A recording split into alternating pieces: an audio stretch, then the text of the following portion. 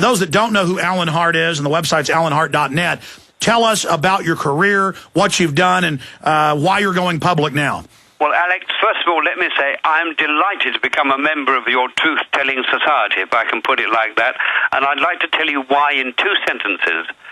When I became a very young reporter with independent television news more than 40 years ago, my editor-in-chief gave me the mission statement in one short sentence.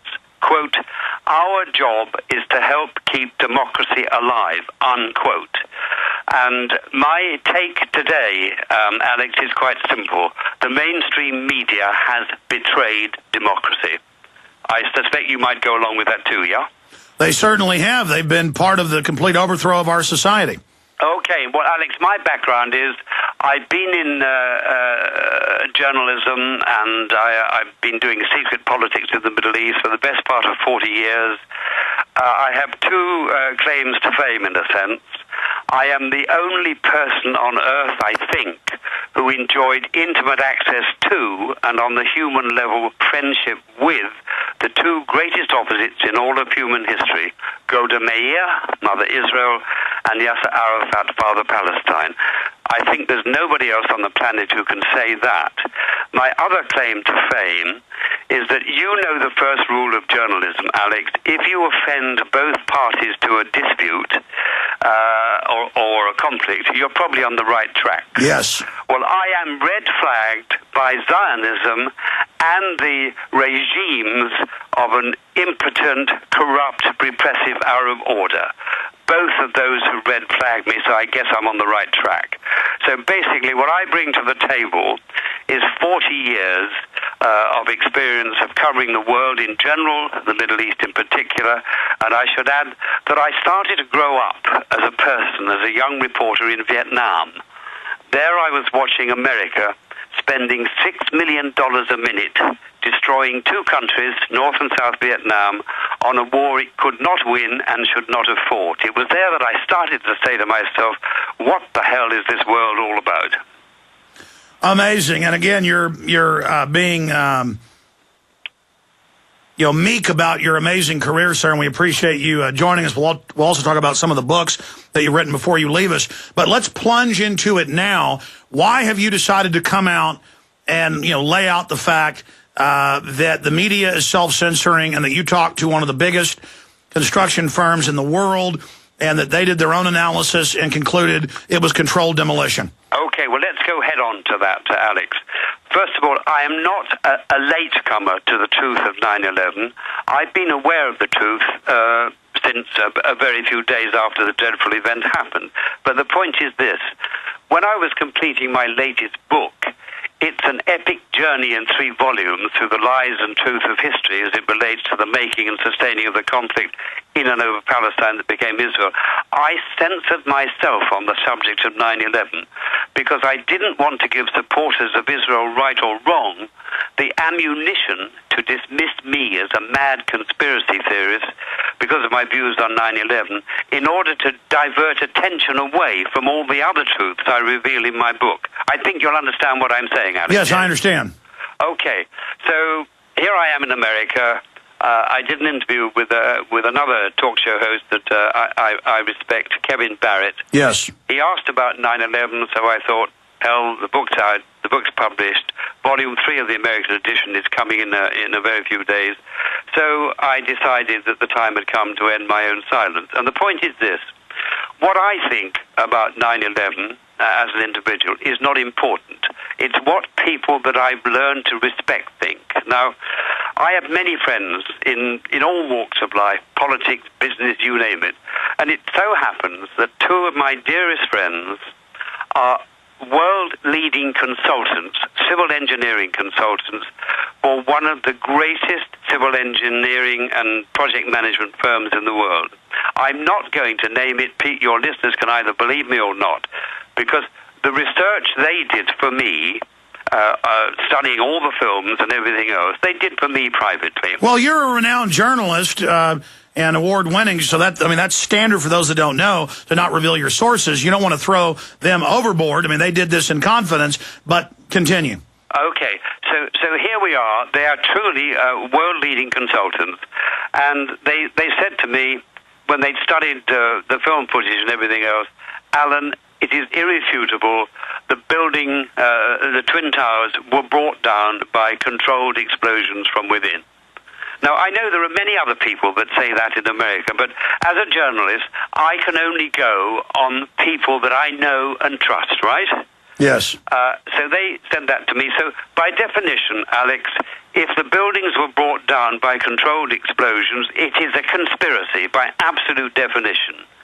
So then you have to take it wider.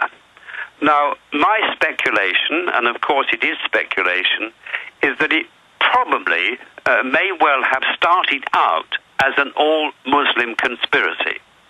But the thing is, ever since Israel's foundation, its various intelligence agencies, Mossad in particular, and its Directorate of Military Intelligence have been brilliant, and they've had agents deep inside every Arab government, every Arab military organization. Sir, we've got to break there. We've got to break. I apologize. I'm not going to cut you off for a single second when we get back, and we'll run through all of this. The King David Hotel bombing, the Lavon affair, on and on and on. Israel admits in Haaretz and Jerusalem Post they have fake al-Qaeda groups that stage events every time there's about to be a peace deal. So we'll come back and continue where you just left off. We're very honored to have our guest with us, Alan Hart, today. We'll be right back. Alan Hart is an author, former Middle East chief correspondent for Independent Television News, former BBC Panorama presenter, and the list goes on and on. Started out his beat during the Vietnam War over there.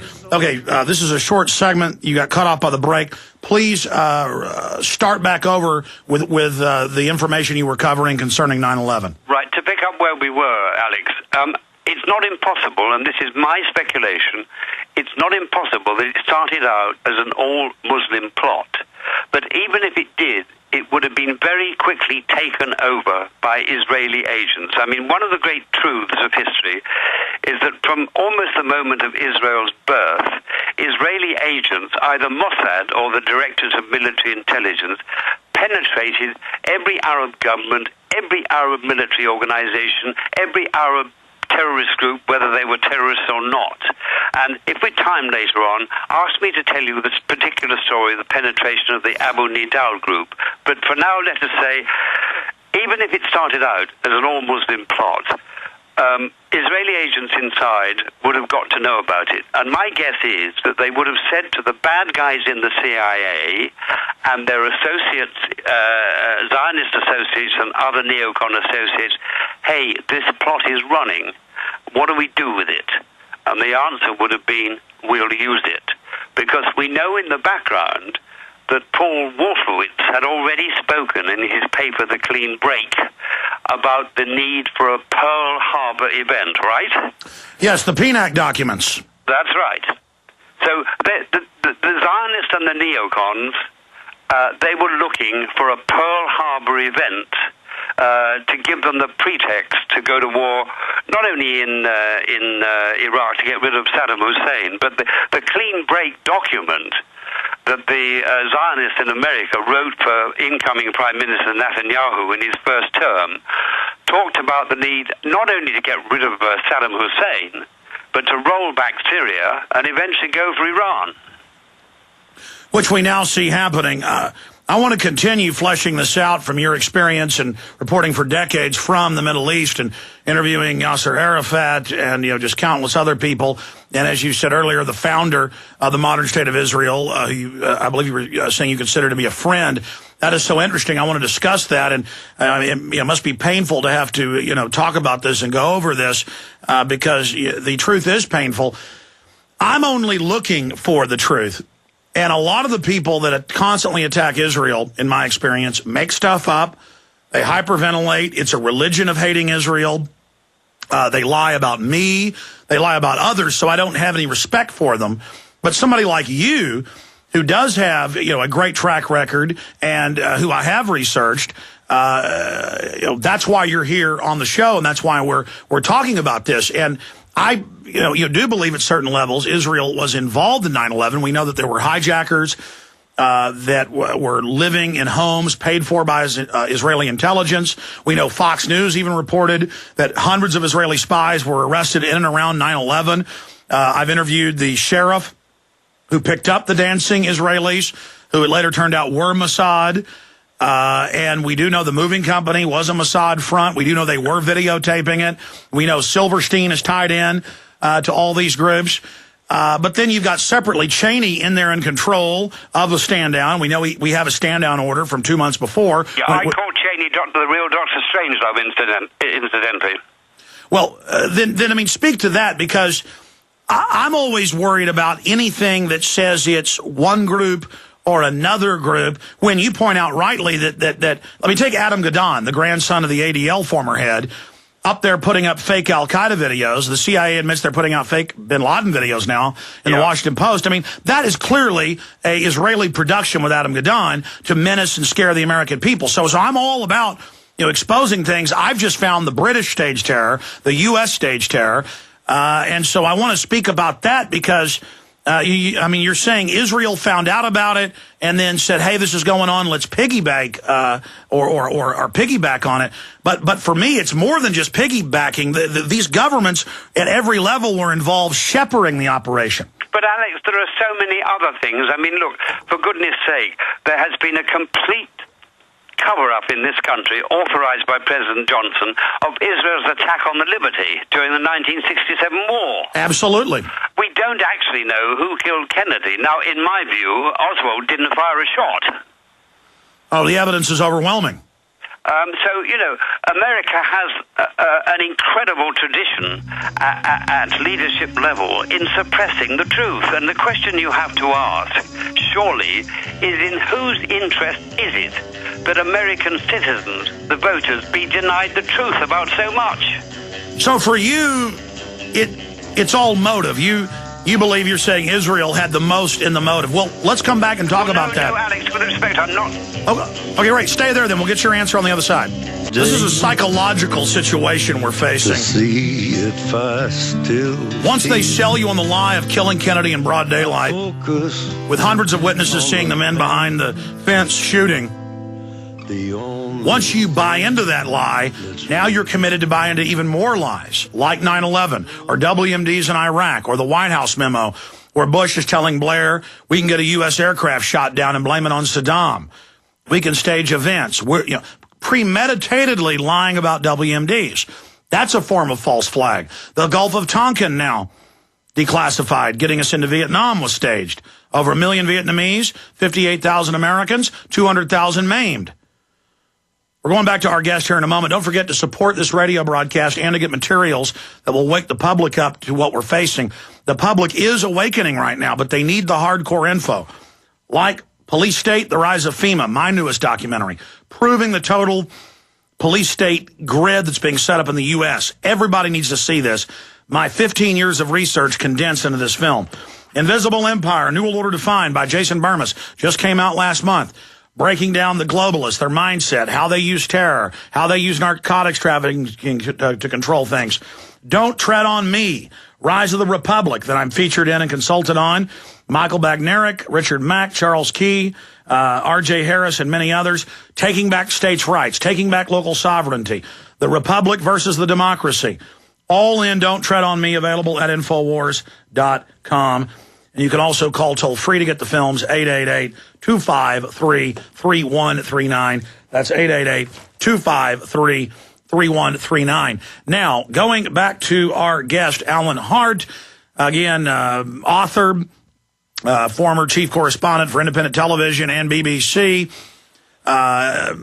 expert on the Middle East. You got cut off. You were trying to clarify something that I was speaking about, dealing with stage terror and 9/11. Go ahead. Yeah, Alex, I wasn't quite saying that only Israel and Zionists had motivation, because the network is Israel, their Zionist supporters here, but the whole of the neocons, who are some are Zionists, some are not, some are plain old-fashioned Americans like Dick Cheney.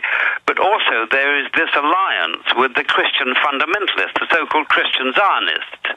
Now, I think, frankly, and I think I've never said this before publicly, I think that what that alliance actually wants is a clash of civilizations, Judeo-Christian v. Islamic. I think that's what they would really like to provoke. And that's why they let him build a giant mosque on the ruins of 9/11. That's why it turned out it was an intel op doing the Muhammad cartoons with him with a bomb on his head. Well, they say they want a clash of civilizations in the PNAC documents. Yeah, but Alex, you just used a word which I'd like to pick up on, a phrase, police state. Now, you know we had a prime minister called Edward Heath. Yes. Not too long ago. Soon after he left office, my wife and I had lunch with him. And I said, Mr. Heath, what is your biggest fear for the future? Remember, this is a British prime minister. I thought he would talk about global poverty because he had been involved with it, as I had. But he didn't. He said that Britain will become the first police state in the so-called democratic world. Now, this is a guy who's been prime minister, who knows how the system works. And he's telling me that he fears Britain will become the first police state. No doubt you've read, Alex, George Orwell's 1984, yeah? Yes, that's what he envisioned coming to fruition in England if things weren't reversed. Well, I go further, Alex. I think the Western world is on that road and well on it. You see, I don't think democracy exists anywhere in the world because for it to exist, citizens, voters, have to be informed enough about issues to participate in debate and to be able to call. No, I agree. It's manufactured consent. It's INGSOC. They have removed the language and debased it down to such a level that you can't even have a communication with the average person. That's right. But the problem, I would go so far as to say, in some important respects, democracy exists least of all in America because what passes for democracy is simply for sale to the highest bidders. It does include the Zionist lobby in association with the Christian fundamentals. It does include the banks, the drugs, the military industrial complex. We know them all. I mean, it seems to me that it really doesn't matter who the hell is in the White House, who the hell is in number 10 Downing Street in London. They are, to a very large extent, puppets of a very tiny minority of vested interests. And that's why getting the truth out to mobilize citizens to make their democracy work is so important. Well, you're right. I mean, there's really 5 big lobbies, and they're all interconnected, literally intermarried. And they all want the same thing. They want to keep the war on drugs going because they're shipping in the illegal drugs. They want to push their deadly pharmaceuticals on us and have forced inoculations. They want, more tyranny. The Defense Department and the private contractors are now taking over the police departments, the red light cameras, the surveillance, the iPhones, the computers. They are privatizing the police state and then literally absorbing the once free society. But I want to expand on things that you brought up here because I've studied 9/11 in depth. I said they were going to attack the World Trade Centers 2 months before it happened. I could see the preconditioning in the media that was taking place. And your research in the Middle East, of how the Mossad and Shin Bet have infiltrated all these groups, that's on record. But it's more than that. We know, according to Colonel Butler, the head of the Defense Language School and the AP and Newsweek and other publications, they hide this in plain view, that many of the hijackers were trained at U.S. bases, and we know they were taking part in drills, infiltration drills, and believed they were government agents. And we know Israelis were paying for their houses, were paying for their apartments, were giving them money. I mean, this has come out even on Fox News. So, but that goes further than the Israelis just piggybacking on a Muslim operation. And all I want is the truth. How do you have these guys trained at U.S. bases? Yeah, but Alex, I mean, one of the fascinating things about the whole unfolding drama is the film of what I call the 5 Dancing Israelis. Of course, you're aware of that film. Yes. You pull out and you see one of the planes going into the building, and you see these 5 guys virtually dancing, all on mobile phones. Now, you know, and I'm sure most of your listeners know, that they were originally reported as being just foreigners, maybe presumed Muslims, and the FBI gave chase, didn't they? And they tried to avoid arrest. but they were eventually caught, and surprise, surprise, they all turned out to be Mossad agents. Now, I think it's not unreasonable to speculate that on their telephones, they may actually have been calling in the planes to the buildings. Yeah? Calling them in. Well, if they were GPSed, it would already be a pre-planned coordinate. Well, that could be, but if they weren't, they may have had some kind of transponder in which they were calling them into the targets. But, I mean, the point is, the guys were there, and they knew in advance it was going to happen. Well, I've talked to the sheriff because they ran to New Jersey, and I've talked to the sheriff on air who arrested him. I mean, it's not... I mean, that went on.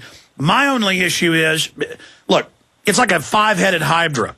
And so I'm not saying one head of the hydra isn't guilty. I'm just pointing out, like you did with the USS Liberty, and I did that in one of my films, Terror Storm, because I interviewed the admirals who were involved and the judge advocate generals. I mean, I've interviewed them all. Most of them are dead now. Admiral Moore, you name it. I've interviewed Admiral Geist and other admirals who were on the phone when McNamara said, no, the president says you can't defend the ship. And then they say, we don't care. We're still going to defend the ship. And then the president comes on and says, I want that GD ship going to the bottom. And he had taken control of the ship under national security previously and parked it there. So my only issue is Israel was guilty of premeditatedly doing it, 100%. But this program is so big, the White House was coordinating the operation. So, I mean, this goes way back. Yeah, I mean, I've got a whole chapter in my latest 3-volume book, which is titled Zionism, the Real Enemy of the Jews. I've got a separate chapter on the whole Liberty affair, and I bring it to an end by saying that what the Liberty affair shows us is that there is nothing Zionism won't do to its friends as well as its enemies to get its own way. Well, I mean, Israel admits that they bombed Jews out of Iraq and out of Spain. Yeah. You know, in the 40s and 50s to make them go to Israel.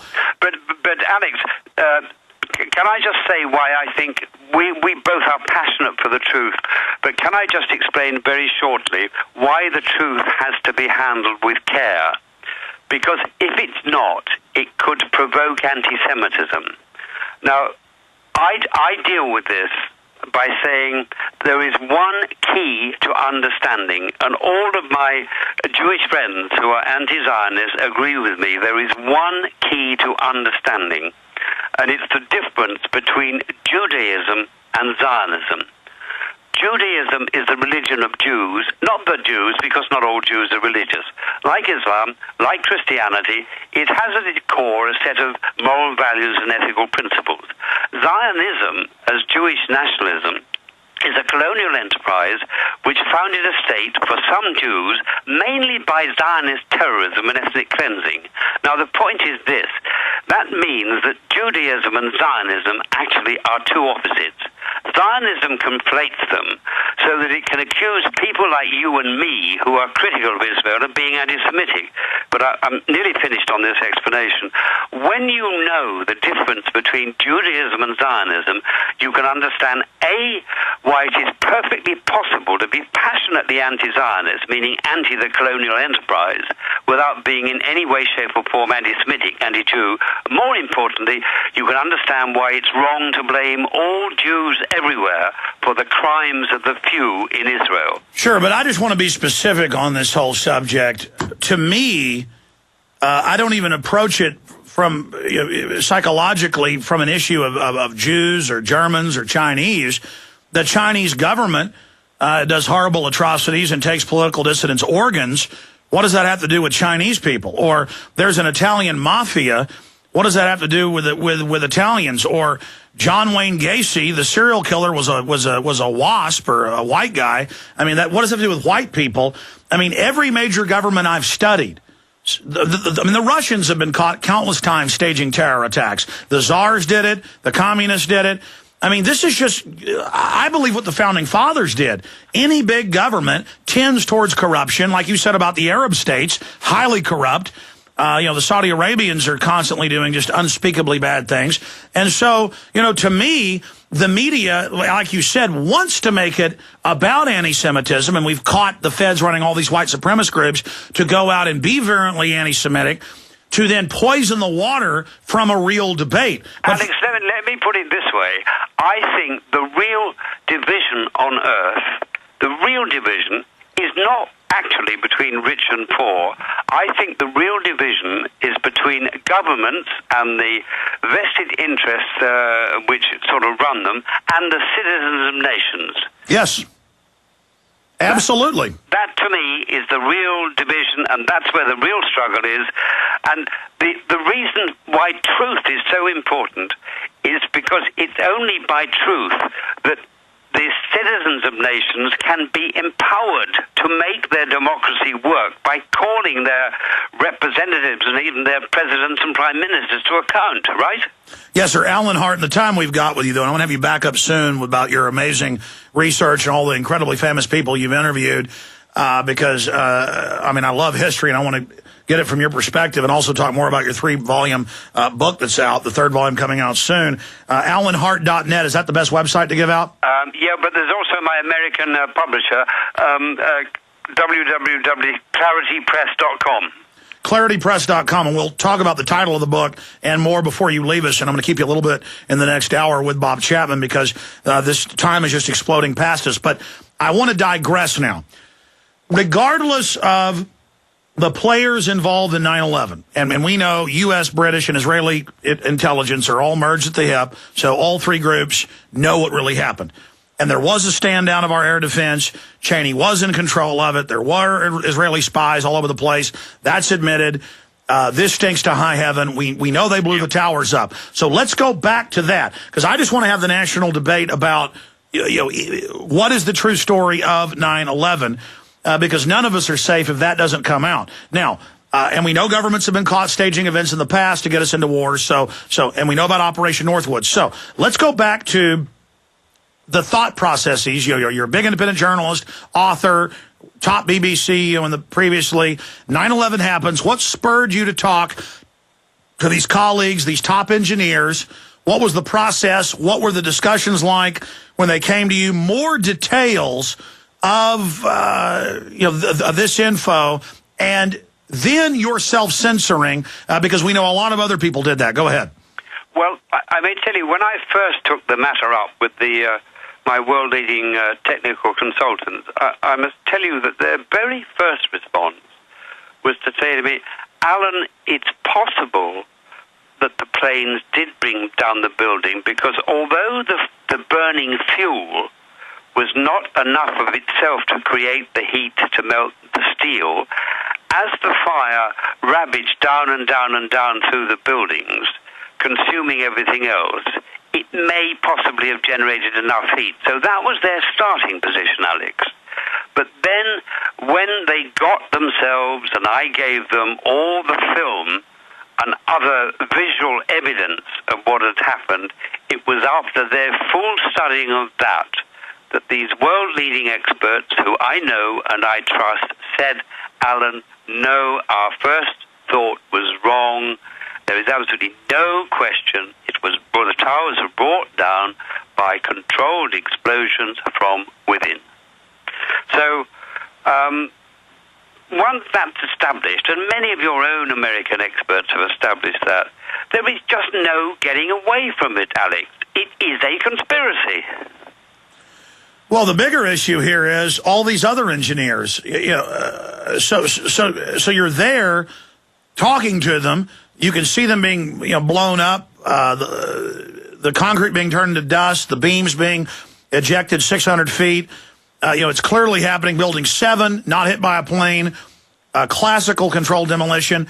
Why are these engineers, and I guess thousands have gone public now, and architects and physicists, but why aren't more of them? Any engineer who really looks at this knows the truth.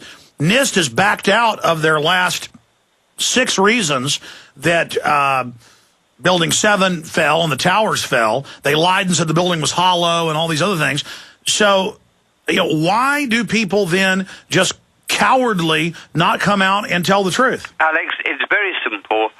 Why, if you look at the mainstream media, and you and I think, would agree that it totally suppresses the truth, not only about 9/11, not only about many things, it totally suppresses the truth about the making and sustaining of conflict in the Middle East. Now, why does it do this?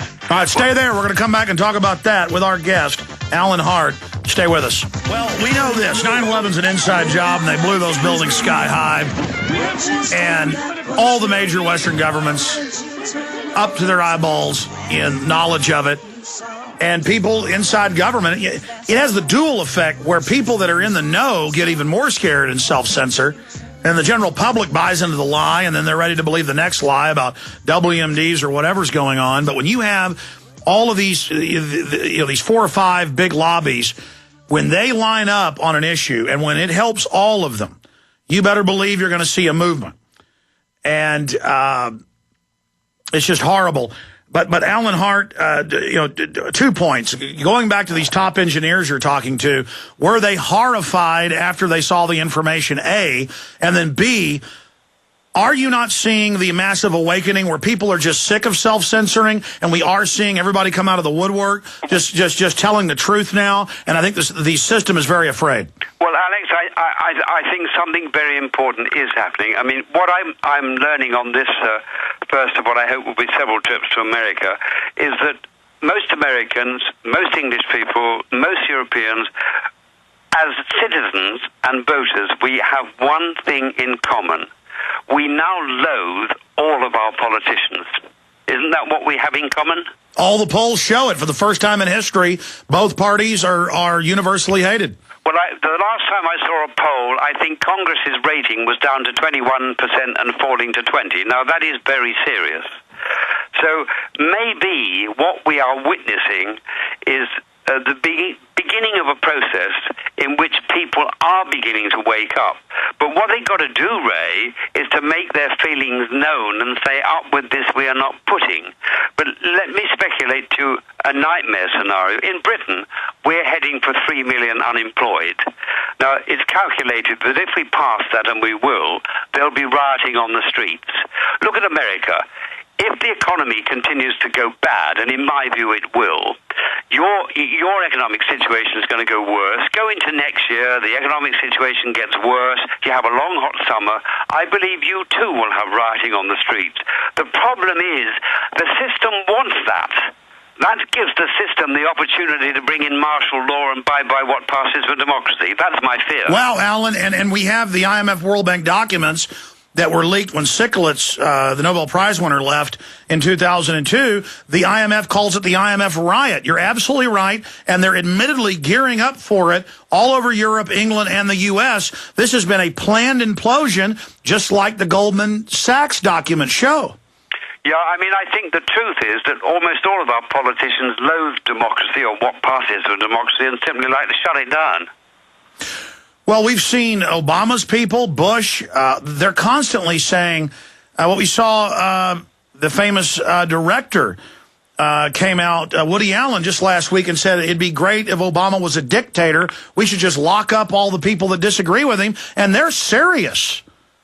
But the name of the game, I think we're not disagreeing, Alex. The name of the game is informing people, to give them the possibility, empowering them to make their democracy work before it's taken away from us. And I agree, but but to make it work, we've got to be hardcore like you are and just tell it like it is. You know, you go in and you got brain cancer and it's operable. You don't tell them they got a sprained ankle. Right. Right. It comes down, Ray, to what one feels about the potential of Americans. And let me tell you this. I've said it publicly before. I have a love-hate relationship with America. On one level, I think most Americans, generally speaking, are the most misinformed, underinformed, gullible people on earth. That's the bad news. The good news is that deep down, I think they are the most idealistic. And if they were properly informed and well-led, I think they could not only turn their own country around, I think they could give the world the lead it needs. Am I being naive for thinking that? No, you are spot on. That's why we're brainwashed. That's why we're dumbed down, is because they understand we've had the greatest liberty in history here, and it's a contagion to the elite. Back in 1 minute with our amazing guest. Well, he's one of the most respected BBC reporters in Middle Eastern coverage history. And I'm going to get him back on the next month to talk about his friendship with the founder of Israel. and more. I mean, he really is a Middle Eastern journalistic icon for his coverage of that, very respected. And the fact that in the weeks after 9/11, he talked to top engineers, they did an internal study, just like Underwriting Laboratories did, and found out it was a controlled demolition, and then they fired their engineer who went public with it.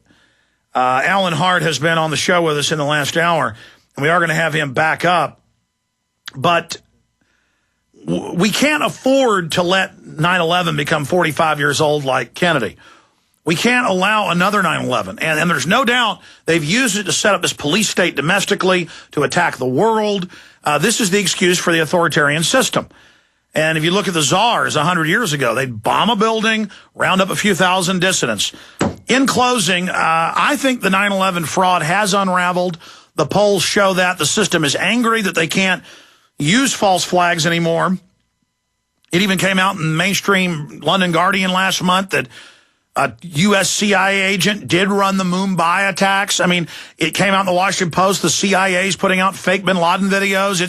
It's now coming out that the CIA is growing the opium in Afghanistan. But I've seen a shift in their tactic, Mr. Hart, to now just kind of throwing it in our face, hoping we just become acclimated. Can you speak to that? Yeah, well, one of the things that really makes me angry is that all of our leaders, they treat us with absolute contempt. They think that we're idiots, and they just don't think we can add up the dots and see how the pieces fit. But there's an old mafia saying, Alex, that I like. Don't get angry, get even. I think that's a good message to the people of America and the people of Western Europe. For God's sake, become informed and start to participate in the political process to make your democracy work. Otherwise, we are all going to end up in Orwellian-type police states. Well, that's right. I mean, they want us to know they're corrupt and bad and that there's no hope. But there is hope because now Zbigniew Brzezinski said last week, I don't know if you saw this, he said for the first time the entire world is awakening to our agenda for world government, and we're in trouble. And the CFR people did not look confident. No, well, Brzezinski really did say that, did he? Yeah, I mean, he said it in about a 6-minute clip. But basically, yes, he said that. Right. So, I mean, I think we've got a year or two as citizens of the Western world to become engaged or not, because I think we're running out of time before we have this complete systems takeover. You know what, sir? Talk about your view, and I may even keep you a few minutes more. I know Bob Chapman won't mind. We've got to go to break, but I'll probably keep you 5 more minutes if you can. But start getting into how you talked about the former British Prime Minister telling you that he was concerned about a total police state. Yeah. When we come back, yeah? Absolutely, but we've got about a minute. Get started. Okay. Well, no, let's remind your viewers, Ted Heath was a British Prime Minister. In other words, he knew exactly what was going on behind closed doors. And he feared, after he left office, that Britain would become the first police state. And I can see it in my country as well as your own. All the monitoring that's going on, all the cameras, all the tapping of telephones. I tell you, Alex, when I get up in the morning and the first time I make a telephone call, I normally say into the telephone, good morning 5, good morning 6, our 2 agencies, good morning CIA, good morning Mossad, and bugger the lot of you. So do I. No, I do that. Yeah. No, but it's fundamentally, Alex, a question of human nature, you know, and this is the big test. Can we address that in the last couple of minutes after the break? Yes, we'll do that and then get Bob Chapman's take on a host of issues straight ahead. Our guest, we'll have a few more minutes left, and then Bob Chapman coming up, ladies and gentlemen. AlanHart.net is his website. Our websites are Infowars.com and PrisonPlanet.tv. All right, finishing up with Alan Hart, dealing with 9/11 and who stood to gain, who was involved. We're finishing up our discussion with him, and then Bob Chapman of the InternationalForecaster.com is going to be joining us.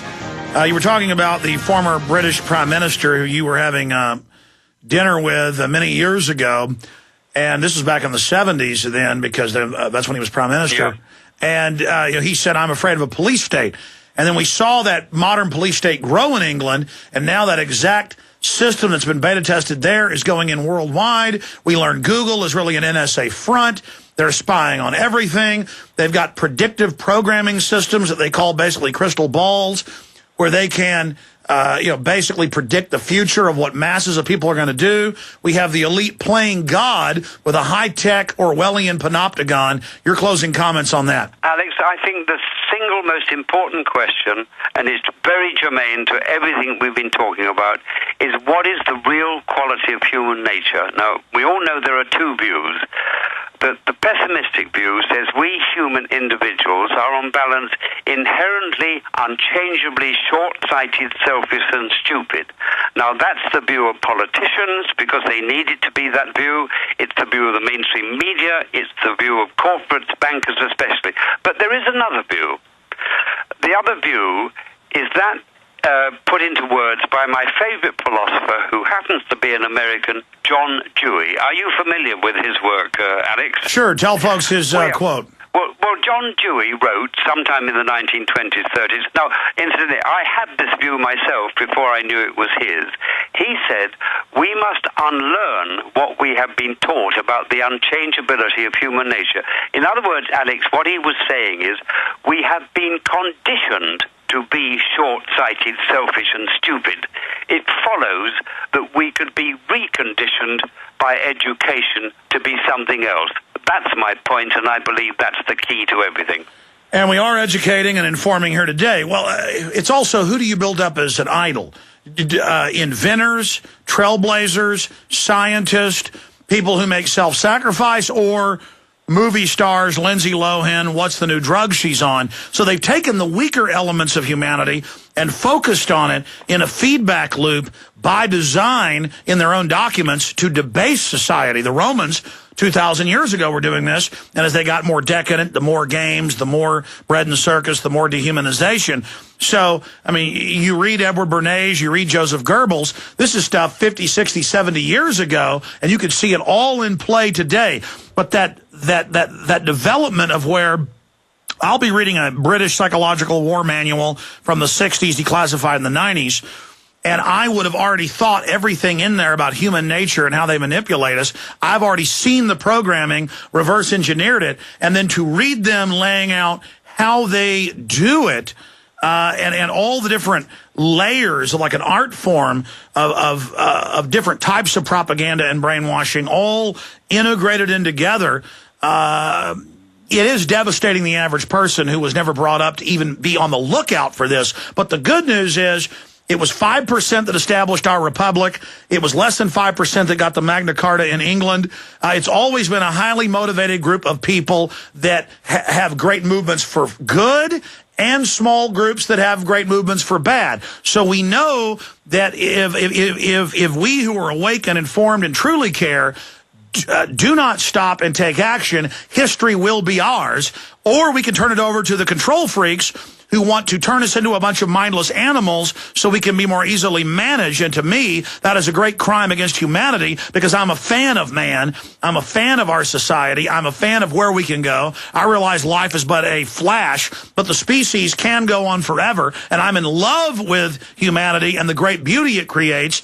And so I hate the desecration of our species, the vandalism of humanity by the controlling oligarchy, and it is my sworn duty to resist them. And I really appreciate you joining us, Mr. Hart. Alex, can I give you a one-sentence wrap-up? Sure. I think modern life is a dehumanizing process, and to echo what you've just said, I think the name of the game is that we have got to claim back our humanity.